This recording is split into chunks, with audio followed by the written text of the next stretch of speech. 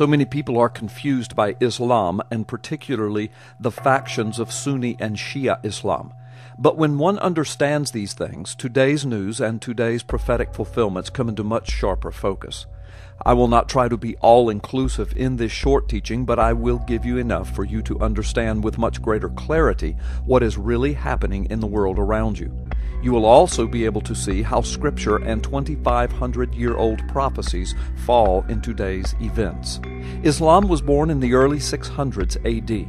Muhammad lived in the Middle East and could not read or write by his own admission in the Quran. In his early 40s, Muhammad retreated to a cave in the wilderness, and here in the month of Ramadan reportedly began to have visions.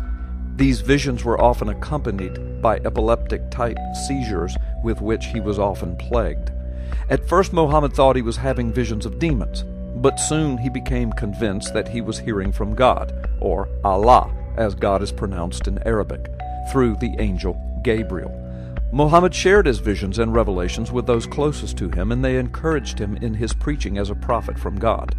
To Muhammad's great consternation, his teachings were rejected by the Jewish and Christian leaders of his day and in his area. At first, he was also rejected by many of the tribal Arabs.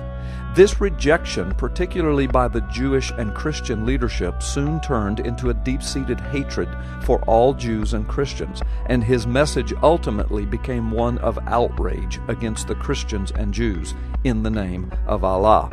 For the next 20 years or so, Muhammad gathered up followers to his side, and his cultic movement grew rapidly. He gathered men around him who were learned, important, and influential, particularly in the Arab world. By the time of his death, most of the Arabian Peninsula had converted to Islam, and he had united the tribes of Arabia into a single Muslim religious polity.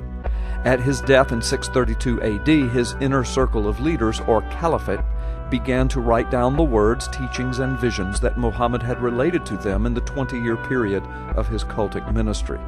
The writing became known as the Quran. Not long after Muhammad's death, various leaders in the relatively new movement of Islam struggled for leadership power and authority. Eventually, two traditions of valid leadership succession developed. There were those who believed that the succeeding imams or priests or leaders of the caliphate ought to come from Muhammad's bloodline. This began the Shia tradition. The Shia Muslims make up only about 20% of the total of the Muslim world today. Their bitter rivals within Islam are those who hold to the Sunni tradition, that Muslim leadership ought to come from Muhammad's original caliphate, or governmental organization that he had gathered around him in the early days. The line of Muhammad through his direct descendants became extinct in 1873 A.D.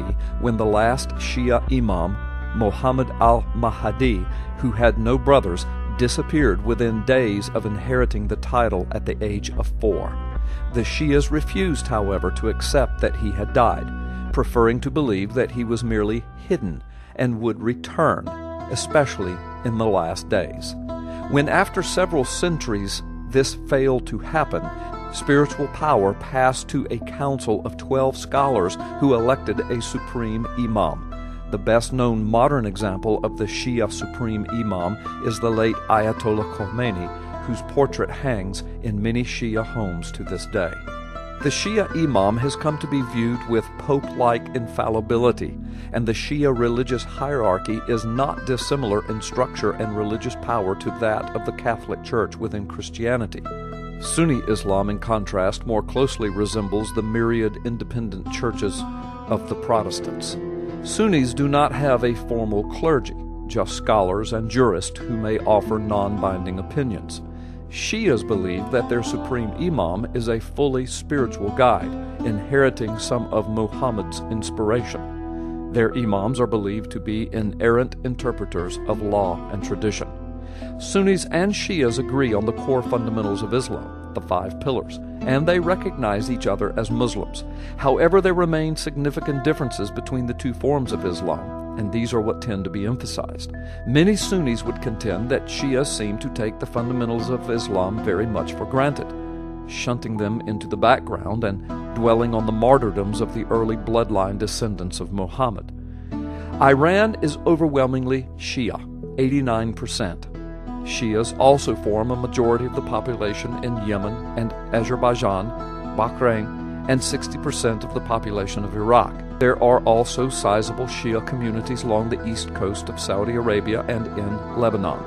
The well-known guerrilla organization Hezbollah, which forced the Israelis out of southern Lebanon in 2000, is Shia. Worldwide, Shias constitute 10 to 20% of the overall Muslim population. Within Shia Islam, there are different sects. Most Shias are what are called Twelvers. That is, they recognize the 12 imams in the line of Muhammad, and they are waiting upon the soon arrival of the 12th and final imam, Mahdi, their Messiah. They believe that he cannot come until Israel and all infidels are annihilated from the Middle East. They have no problem with a nuclear holocaust in the Middle East if it rids the land of Israel and Christians and ushers in the Mahdi. The Middle Eastern Muslim world is divided then between Sunni and Shia. There is a continual struggle for power and dominance between the two. In some instances, the rulers of the land are Shia, with predominantly Sunni populations. In other instances, the matter is reversed. It is a continual game of religious chess. The Muslim Brotherhood dates back to 1928. They formed for the express purpose of keeping the land free from an Israeli nation-state. They joined alliances with Hitler in World War II to attempt to exterminate the Jews from the land. The Muslim Brotherhood is Sunni. Al-Qaeda is also Sunni and was formed by Osama bin Laden in 1988. Its purpose is the global extinction of Jews and Christians, a global jihad. The recent unrest in Egypt and Libya is largely a Sunni uprising, giving much power and prominence to the Muslim Brotherhood and Al-Qaeda factions in those regions.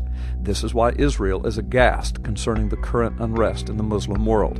It also explains Israel's disturbance that the President of the United States would involve U.S. military assets without congressional approval in the attempted overthrow of the Libyan regime. Barack Hussein Obama was raised in the Sunni tradition of Kenya and Indonesia Islam. Perhaps now you have a clearer understanding of what is happening in the world of prophecy and politics. If you understand this video, you now know more than most of our politicians and almost all of the talking newsheads. Keep praying. We are living in prophetic times.